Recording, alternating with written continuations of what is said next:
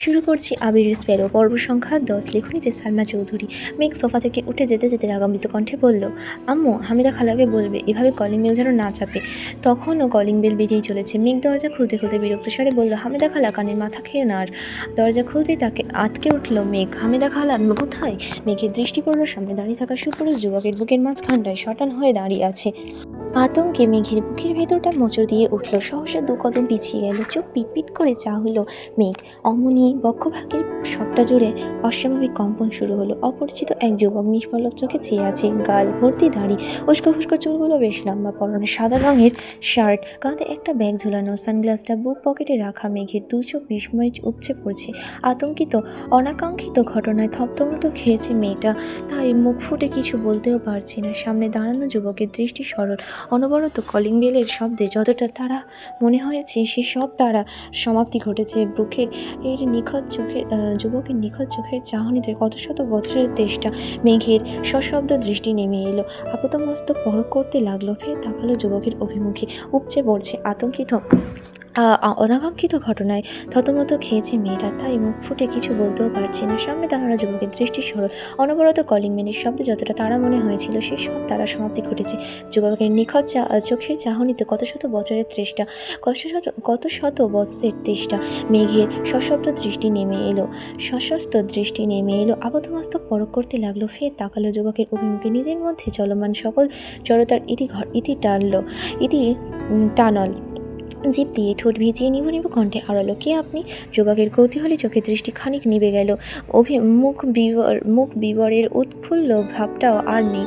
মেঘ এক দৃষ্টিতে তাকিয়ে যুবকের ভাবমূর্তি পর্যবেক্ষণ করছে। হালিমা বেগম রান্নাঘর থেকে ডাকলেন, কে এলো? মেঘ উচ্চস্বরে বলতে গেল, চিনি না, কিন্তু বলতে পারল না। সামনে দাঁড়ানো যুবক ভয়ানক দৃষ্টি আটকে দিল তাকে। মেঘ আস্তে করে ডাকলো, দেখে যাও।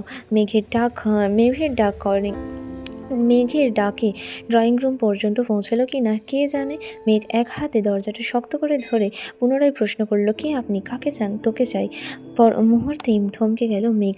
ভয় আর আতঙ্কে চিৎকার করার অবস্থা। মেঘ দৌড় দিতে নিল, অমনি মেঘের হাতটা শক্ত করে ধরে ফেললো। মেঘ চোখ বন্ধ করে চিৎকার করতে নিল। তৎক্ষণাৎ মেঘের মুখ চেপে ধরলো যুবক। নির্দ্বিধায় মেঘের গা ঘেঁষে দাঁড়ালো, কানের কাছে ঠোঁট এগিয়ে ধীর গলায় বলল, আমি আবির। সহসা মেঘের 2 চোখ প্রশস্ত হলো, ফ্যাল দৃষ্টিতে তাকিয়ে রইল কেবল। তখনও আবির মেঘের মুখ চেপে ধরে আছে। আবিরের শরীর থেকে আসা তীব্র সুগন্ধির ঘ্রাণ মেঘের দুনিয়া উলটপালট করে দিচ্ছে। শরীরের প্রতিটা শিরা উপশিরাগুলো অবিরতভাবে কম্পিত হচ্ছে। আবিরের দৃষ্টি তীক্ষ্ণ, চোখে চোখ রেখে বিড়বিড় করে বলল, আমি সাজ্জাদুল খান আবির। সম্পর্কে তোর কি হই সেটা না হয় তোর ওপরই ছেড়ে দিলাম, কিন্তু আজকের পর কোনোদিন কোনো অবস্থাতে আমাকে চিনতে না পারলে তোর সাথে এমন কোনো অঘটন ঘটাবে যেটা তুই সারা জীবনও ভুলতে পারবি না। তাই আজ এই মুহূর্তে তোর মতো মস্তিষ্কে আমার চেহারাটা ঢুকিয়ে নে। আবির সহসা মেঘকে ছেড়ে দিল। মেঘের ভ্রু কুচকান চোখ মুখে বিরক্ত ভাব নিয়ে বলল, আপনি কি পাগল? হ্যাঁ, তোর জন্য পাগল। মেঘ গভীর দৃষ্টি শুরু হলো। বিরক্তি ও আওড়ালো, কি বললেন? তোর চোখে আমি পাগল, অথচ পুরো দুনিয়ার চোখে আমি অনেক কিছু। এর মধ্যে হালিমা বেগম আসলেন। দরজার বাইরে কাউকে দেখে জিজ্ঞেস করলেন, ও কে ওখানে?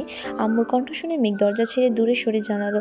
আবির হাসি মুখে ডাকলো, মামুনি। সঙ্গে সঙ্গে হালিমা বেগম ডেকে উঠলেন, আবির বাবা, তুই এসেছিস?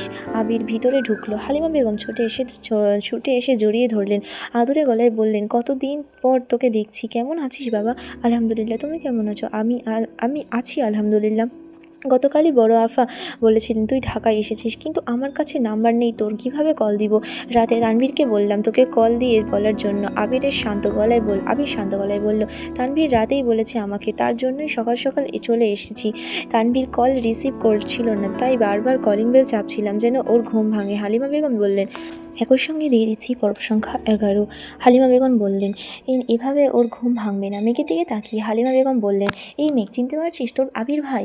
মেঘ কোনো মতে শুধু বলল, হ্যাঁ আবির। আর চোখে মেঘের দিকে তাকিয়ে বলল, ওর আমাকে চিনতে হবে না। এই মেয়ে আত্মীয়তার সম্পর্ক ভুলতে বসেছে। হিংসুটে মেয়ে একটা। মেঘ ভেঙচি কেটে বলল, আমি হিংসুটে হলে আপনি তো হিটলারের না। হালিমা বেগম মেঘকে ধমক দিয়ে বললেন, মেঘ কী হচ্ছে?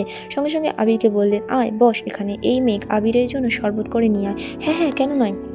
মেঘ রান্নাঘরে গিয়ে একটি লেবু কেটে নিল। গ্লাসে লেবুর রস দিয়ে যে এই চিনির কৌটোটা হাতে নিল, তৎক্ষণাৎ মাথায় দুষ্টবুদ্ধি এলো। 2 মিনিটের মধ্যেই শরবতের গ্লাস নিয়ে হাজির হলো মেঘ। হাসি মুখে আবিরের সামনে শরবতের গ্লাস ধরে বলল, নিন আপনার শরবত। আবির শরবতের গ্লাস হাতে নিয়ে মেঘের দিকে একবার চাইল। মেঘের চোখে মুখে তীব্র উত্তেজনা, ঠোঁটে মিষ্টি মিষ্টি হাসির রেখা।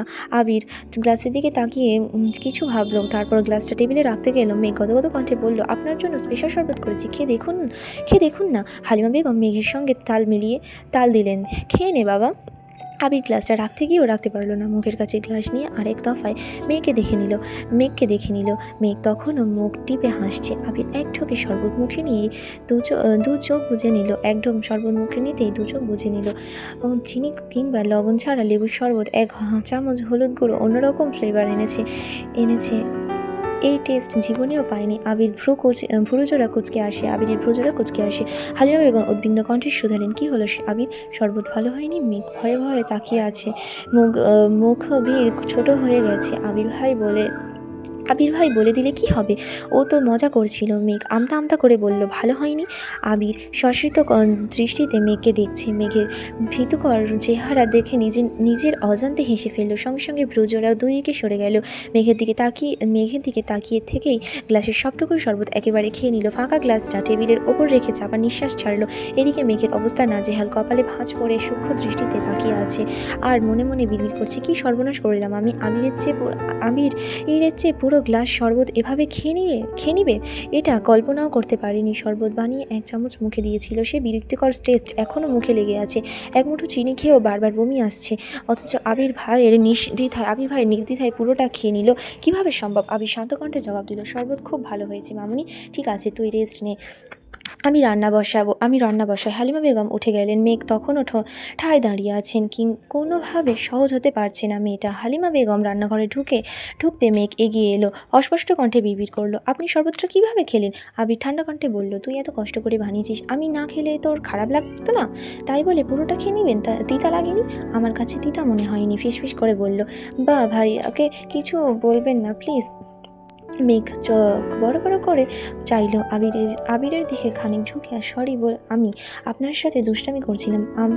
আম্মু আবিরের চোখে তাকিয়ে মুচকি হাসে। আবির আর চোখে তাকিয়ে মুচকি হাসল কেবল। আবিরের হাসিতে মেঘের মনে অস্বস্তি ভর করেছে, হৃদয়ের কম্পন শুরু হয়েছে। আবিরের চোখে চোখ রাখার শক্তি হারিয়ে ফেলেছে। এমন কেন হচ্ছে? ওই চোখে কিসের এত আকুতি? মুহূর্তেই মেঘের দৃষ্টি সরে গেল। দুরন্ত হৃদয়ের গতি নিয়ন্ত্রণে এনে নরম পায়ে দূরে সরে দাঁড়ালো। আবির তখনও নীরের দৃষ্টিতে মেঘকে দেখছে। ব্যাঘ্র বনের ব্যাকুলতা 2 চোখে আটকে আছে। ভালোবাসার নিঃশব্দ স্বীকারোক্তি।